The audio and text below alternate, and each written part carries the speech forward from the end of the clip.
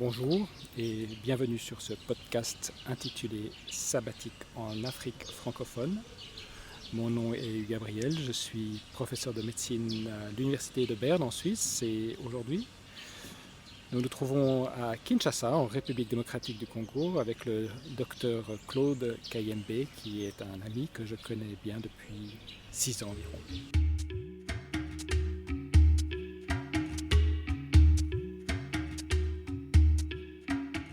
Bonjour Claude. Bonjour Hugues. Un grand merci pour ton aide ici à Kinshasa, pour m'accueillir ici. Est-ce que tu pourrais nous présenter en quelques phrases ton parcours de jeune médecin? Merci beaucoup.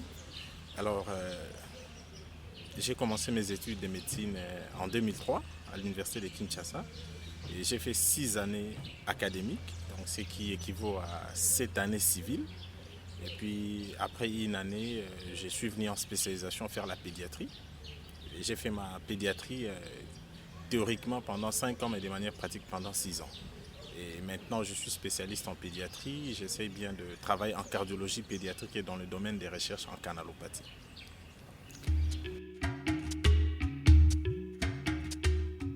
Est-ce que si tu penses dans le passé, quels étaient tes rêves, quelles étaient tes ambitions lorsque tu as débuté ta carrière de médecine? Lorsque j'ai débuté ma carrière de médecine, 2 ambitions essentiellement. La première, c'était d'abord de sauver des vies. Oui. Sauver des vies. Donc pour nous, en Afrique, la mort, c'est une fatalité. Nous avons une explication propre de la mort. Et donc, s'il faut tout faire pour sauver la vie, éviter la mort, c'était ça la première ambition.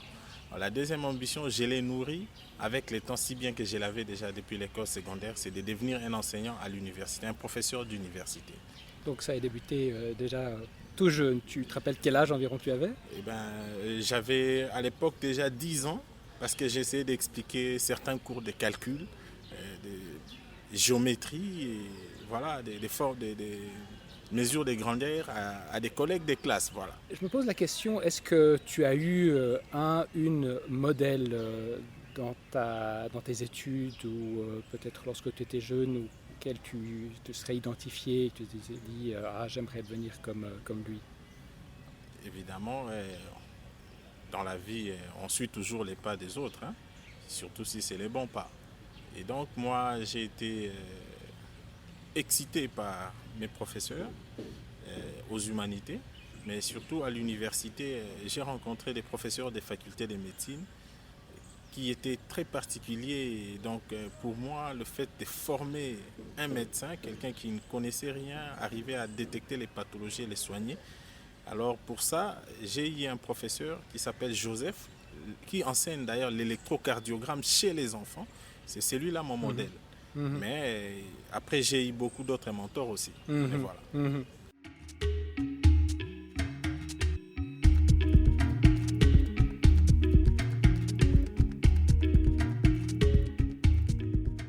Quels étaient peut-être aussi les moments de fierté que tu as dans ces années d'études et maintenant de pratique de la médecine en pédiatrie? Bon, c'était pendant ces études, chaque fois que je passais des promotions, je trouvais que les études, c'était facile pour moi, bien que c'était compliqué chez nous ici. Parce qu'il faut dire que nous avons commencé à 3000 en première année et nous avons fini à 100. Et j'ai passé toujours en première session. Et donc en pédiatrie aussi, le plus grand avantage, c'est d'avoir un moment de fierté, c'est la maîtrise de l'électrocardiogramme. Mhm. Et la rencontre que j'ai effectuée avec certaines personnalités, naturellement Hugues Gabriel, hein, Mhm. pas par rapport à l'individu, mais surtout l'intérêt qu'il porte pour la recherche et surtout ces domaines de canalopathie. Mhm. Voilà, parce que les ions, c'est ce qui me touche depuis les humanités. Les ions, les électrolytes, depuis l'école secondaire. Voilà. De manière un petit peu plus générale, on est ici à l'université de Kinshasa, au centre de l'Afrique. Euh, Quels sont pour toi les principaux défis que rencontrent les scientifiques, les médecins en Afrique et peut-être plus particulièrement en Afrique francophone?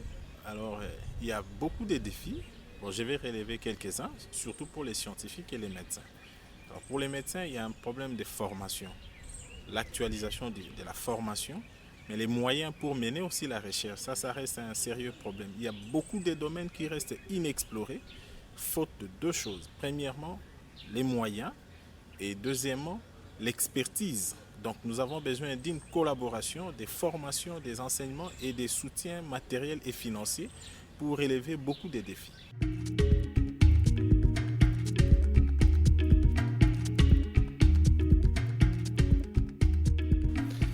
Je me suis souvent posé la question dans quelle mesure le fait que tout l'enseignement se fasse en français, parce que la langue officielle ici au Congo est français, est aussi peut-être un obstacle lorsqu'on veut après rayonner un peu à travers le monde où l'anglais est vraiment la langue essentielle, la lingua franca. Exactement, ça c'est quelque chose qui m'est passé, mais comme on parlait du monde francophone, mais je pense que nous devons être vraiment bilingues ou si vous voulez polyglottes, intégrer l'anglais parce que le monde actuellement, la science c'est en anglais, la technologie même en France, il y a des choses qui se font en anglais. Ça c'est vraiment un grand défi à relever dans le monde francophone, surtout chez nous en RDC. C'est vrai que nous avons des cours basiques d'anglais, mais ce n'est pas de l'anglais au quotidien comme les Français. Ça c'est un défi à relever pour tous scientifiques et nous particulièrement, surtout les médecins. C'est un grand défi. En effet. Et pourtant, ce n'est pas le fait que le pays ne soit pas polyglotte. Vous parlez un grand nombre de langues. Toi, tu parles combien de langues en fait? Évidemment, moi j'en parle 4. Ouais. 2 langues nationales, Ouais. et puis le français et l'anglais. Ouais. J'essaie de me débrouiller en anglais, si Ouais. bien que je n'ai pas appris l'allemand. Ouais. Je n'ai pas appris l'allemand. Voilà. D'accord.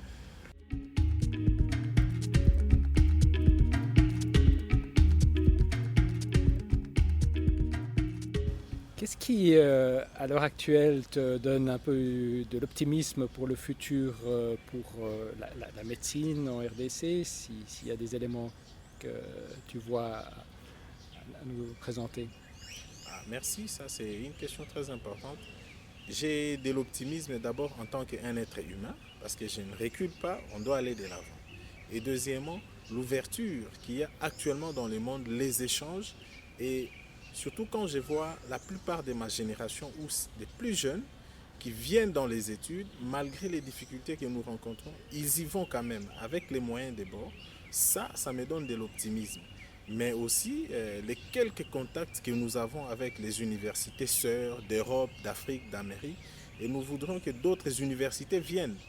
Et ça va nous permettre d'être au même diapason parce que, vous voyez, aujourd'hui, il y a le coronavirus, la Covid qui est là, ça touche le monde entier. Nous avons besoin d'échanger les informations à tous les niveaux pour que nous puissions lutter contre les maladies et même dans le monde de la recherche.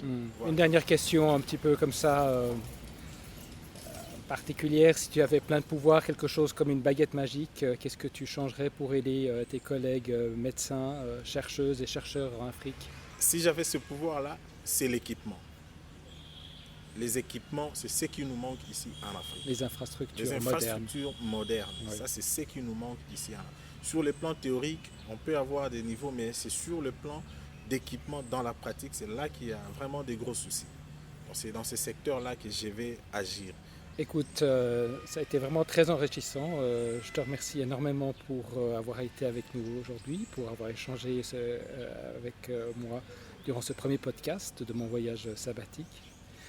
Un grand merci aussi à notre audience et laissez-moi encore mentionner 2 choses importantes. Okay. Mon prochain podcast sera à nouveau enregistré ici à Kinshasa, en RDC, où je me trouve pour quelques mois. Et si vous êtes intéressé comme moi par les défis de la vie académique en Afrique francophone, je vous propose de vous inscrire sur notre site abriellab.org, abriellab.org. Je vous remercie à toutes et à tous et à tout bientôt. Merci beaucoup, Hugues, à bientôt.